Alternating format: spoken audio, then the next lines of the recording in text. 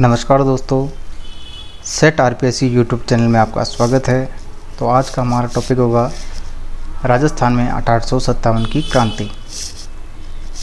1857 की क्रांति को भारत का पहला स्वतंत्रता संग्राम भी कहा जाता है। आइए जानते हैं इसकी पृष्ठभूमि क्या थी। पृष्ठभूमि के लिए सबसे पहले अपन देखते हैं लॉर्ड डलहौजी की गोद निषेध नीति। तो 1848 में भारत का गवर्नर जनरल था लॉर्ड डलहौजी। लॉर्ड डलहौजी को आधुनिक भारत का निर्माता भी कहा जाता है। तो लॉर्ड डलहौजी ने 1848 में गोद निषेध की नीति चलाई, जिसके उपनाम है राज्य विलय की नीति, हड़प नीति, डॉक्ट्राइन ऑफ लैप्स की नीति।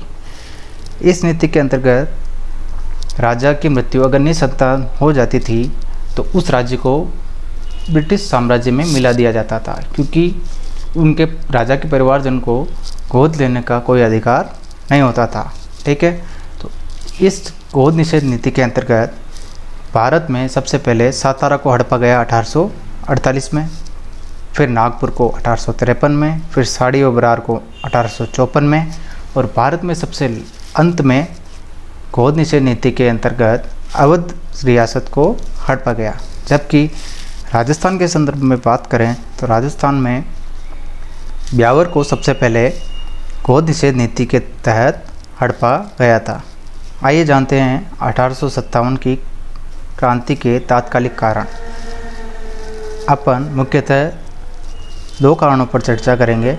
इसमें पहला है चर्बी वाले कारतूसों का प्रयोग। तो चर्बी वाले कारतूसों का प्रयोग एनफील्ड राइफलों में किया जाता था।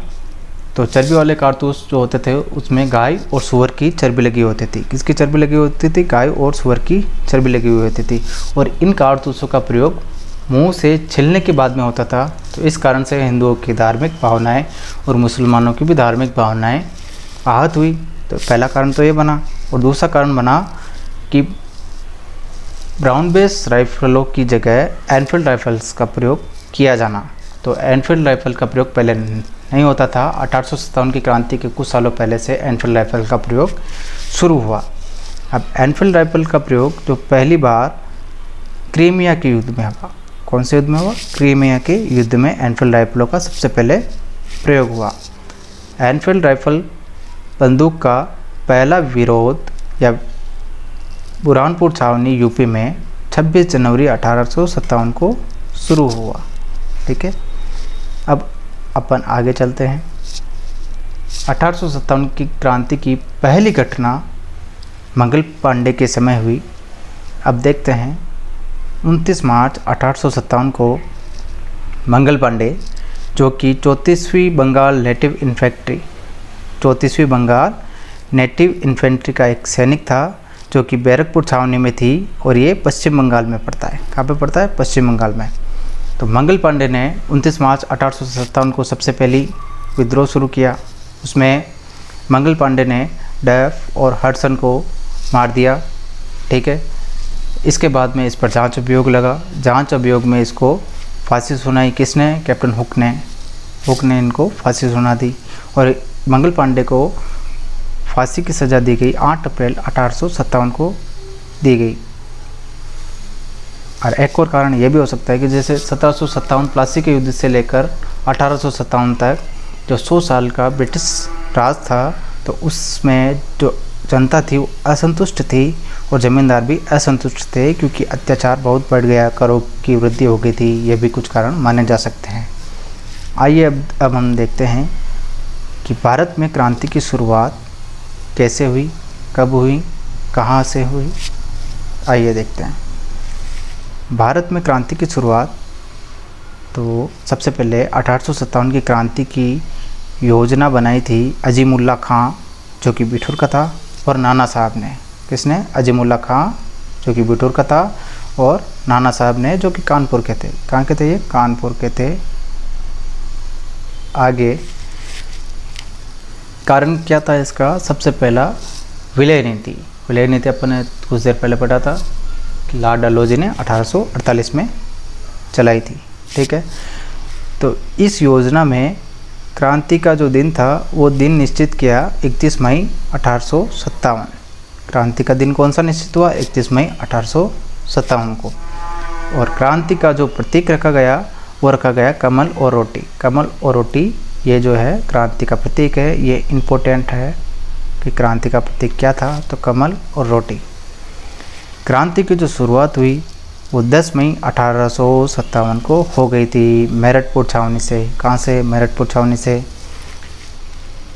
मेरठ छावनी में कैसे हुई? तो बैरकपुर जो छावनी थी जिसका विद्रोह मंगल पांडे ने किया था, उसकी जो सूचना थी वो मेरठ में लग गई थी। इस कारण से मेरठ छावनी से भारत में 1857 की क्रांति का शुरुआत माना जाता है। 11 मई को मेरठ छावनी विद्रोही सैनिक दिल्ली पहुंच गए। कहाँ पर पहुंचे? दिल्ली।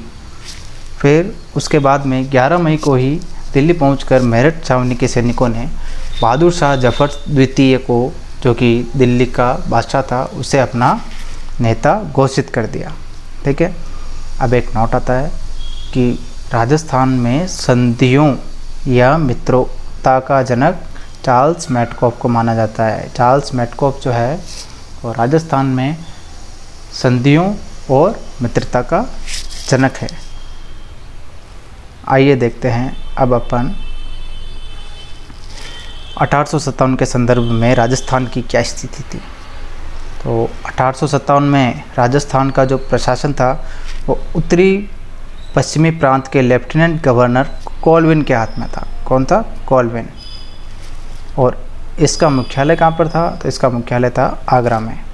तो 1857 की क्रांति के समय राजस्थान का जो प्रशासन था वो उत्तरी प्रांत के लेफ्टिनेंट गवर्नर जनरल कोलविन के हाथ में था और इनका मुख्यालय था आगरा में। 1857 की क्रांति के समय भारत का गवर्नर जनरल लॉर्ड कैनिंग था। भारत का गवर्नर जनरल कौन था 1857 की क्रांति के समय? Lord Canning. 1857 की क्रांति के समय राजस्थान का जो एजेंट टू गवर्नर जनरल था वो जॉर्ज पैथिक लॉरेंस था, जिसे 13 तोपों की सलामी के साथ नवाजा जाता था। और इस एजेंट टू गवर्नर जनरल का कार्य क्या होता था? तो राजस्थान में शांति बनाए रखना और पॉलिटिकल एजेंट के माध्यम से ये राजस्थान में शांति बनाए रखता था। अब एजेंट टू गवर्नर जनरल का जो मुख्यालय होता था वो राजस्थान में अजमेर में स्थापित किया गया था 1832 में। और एजेंट टू गवर्नर जनरल का जो कि गर्मी में मुख्यालय होता था वो होता था माउंट आबू। इसे स्थापित किया गया था 1845 में। अब राजस्थान का जो पहला एजेंट टू गवर्नर जनरल था वो था मिस्टर लॉकेट। इम्पोर्टेंट पॉइंट है ये, इसे नोट कर लीजिएगा। राजस्थान का first agent to governor general mister Lockett था। और जो 1857 की क्रांति के समय जो जॉर्ज पैथिक लॉरेंस जो कि राजस्थान का एजेंट टू गवर्नर जनरल था, वो पहले मेवाड़ का पॉलिटिकल एजेंट भी रहा था। और 1857 की क्रांति के समय राजस्थान का जो नागरिक प्रशासन का संचालक था वो कर्नल डिक्सन था। कौन था? Colonel Dixon. अब राजस्थान में 1857 की क्रांति के समय 6 सैनिक छावनियाँ थी। कितनी सैनिक छावनियाँ थी? 6 सैनिक छावनियाँ थी। इसकी जो शॉर्ट ट्रिक है देखे, एनीना ब्या देखे, एनीना ब्या देखे। तो पहली थी इसमें नसीराबाद जो कि अजमेर में है, दूसरी नीमच जो कि ग्वालियर एमपी में है, तीसरी है एरनपुरा जो कि पाली में है, जबकि उस समय ये जोधपुर में आया करती थी। चौथी है देवली जो कि टोंक में पड़ती है, पांचवी है खेरवाड़ा जो कि उदयपुर में है, और अंतिम छठी जो है वो ब्यावर जो कि अजमेर में पड़ता है। तो खेरवाड़ा और ब्यावर में दोनों जगह पर क्रांति नहीं हुई। ठीक है। उसके बाद में आते हैं कि कौन सी छावनी में कौन सी पलटन तैनात थी। कौन सी छावनी में कौन सी पलटन तैनात थी। तो अपन देखते हैं नसीराबाद में 15वीं बंगाल नेटिव इन्फेंट्री, नीमच में मालवा मेवाड़ रेजिमेंट, एरनपुरा में जोधपुर लीजियन, देवली में कोटा कॉन्टिजेंट, खेरवाड़ा में मेवाड़ बिल कोर और ब्यावर में मेहर बटालियन नियुक्त थी। ठीक है। और मोस्ट इम्पोर्टेंट है कि 1857 की क्रांति के समय बंगाल में कौन सी पलटन तैनात थी, तो वो थी बंगाल नेटिव इन्फेंट्री। आगे चलते हैं। अब देखते हैं कि जो ये रियासतें थी उनमें कौन कौन से पॉलिटिकल एजेंट जो थे वो नियुक्त थे। तो कोटा में मेजर बर्टन, तो कोटा में कौन था? मेजर बर्टन, जैसे कोटा का बटन। जोधपुर में मॉक मेसन, जोधपुर में कौन था? Mock Mason. जयपुर में Colonel Eden, Colonel Eden. Udaipur में कौन था? उदयपुर या मेवाड़ में ये था मेजर सार्वस। भरतपुर में मॉरिसन। सिरोही में जेडी हॉर। आगे देखते हैं। Agent to governor general Lawrence को मेरठ विद्रोह की सूचना आबू में मिल गई थी। कहाँ पर मिल गई थी? आबू में। 19 मई 1857 को ये सूचना हमारे एजीजी लॉरेंस को मिल गई थी।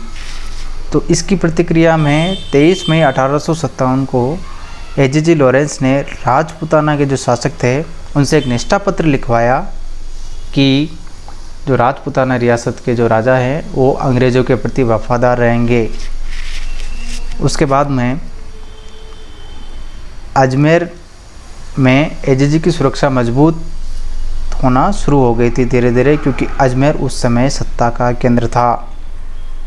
अब अजमेर में जो सेना बुलाई गई थी वो कौन कौन सी सेना बुलाई गई थी? तो पहले था अंग्रेज़ सैनिक जो कि डीसा से आए थे। दूसरा मेहर रेजिमेंट ब्यावर से। मेहर रेजिमेंट कहाँ से आई थी? ब्यावर से, जिसका कप्तान कौन था? Colonel Cornell. कर्नल कार्नेल इसका कप्तान था। और एक और बुलाई गई थी कोटा का रेजिमेंट। ठीक है। अजमेर में चौथी जो सेना बुलाई गई थी वो जोधपुर की अश्व सेना थी, जिसका नेतृत्व किया कुशलराज सिंघवी ने, जो कि जोधपुर से आई थी। फिर अपन देखते हैं कि क्रांति के समय राजस्थान में कितनी रियासतें थी। तो क्रांति के समय राजस्थान में 18 रियासतें थी। ये क्लास 9th की बुक के अनुसार बताई गई है। आइए आगे चलते हैं। अब क्रांति के समय किस रियासत में कौन सा राजा का शासन था उसको अपन देख लेते हैं एक बार। जयपुर में देखते हैं अपन। तो जयपुर में राम सिंह द्वितीय का शासन था। अलवर में विनय सिंह। भरतपुर में जसवंत सिंह। करौली में मदनपाल सिंह। बूंदी में राम सिंह। कोटा में राम सिंह। बीकानेर में सरदार सिंह। टोंक का वजीरुद्दौला। सिरोही का शिव सिंह।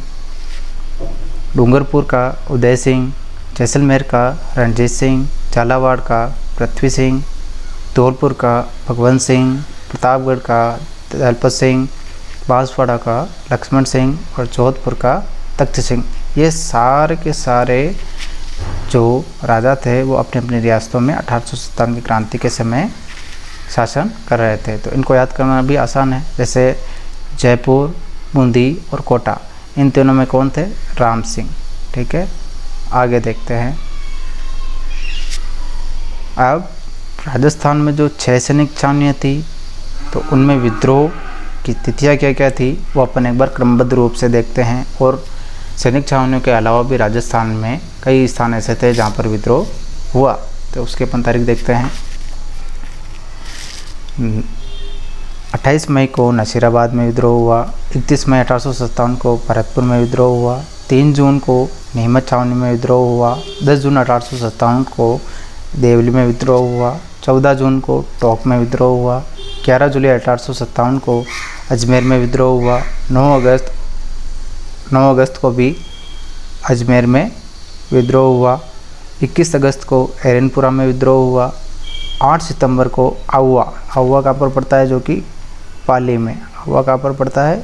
पाली में। और एरनपुरा पड़ता है, ये भी पाली में ही पड़ता है। ठीक है। 12 अक्टूबर को धौलपुर में विद्रोह हुआ और 15 अक्टूबर को कोटा में विद्रोह हुआ। अपन देखते हैं कि राजस्थान की क्रांति में जो कि सर्वाधिक विप्लव कौन सी रियासत में हुआ, तो उसका आंसर होगा कोटा। ये आप पॉइंट थोड़ा सा ध्यान में रखना।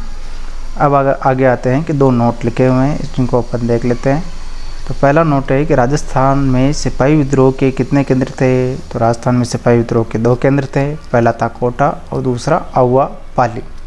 पहला था कोटा और दूसरा आहुआ पाली। अब राजस्थान में सर्वाधिक महत्वपूर्ण व व्यापक विप्लव केंद्र कौन सा था? तो वो था कोटा। तो राजस्थान में सर्वाधिक महत्वपूर्ण विद्रोह कहाँ पर हुआ? कोटा में। ठीक है, आज की वीडियो यहीं तक। इसके आगे अपन कल क्रमबद्ध रूप से देखते चलेंगे 1857 क्रांति को। ठीक है, धन्यवाद। जय हिंद, जय भारत।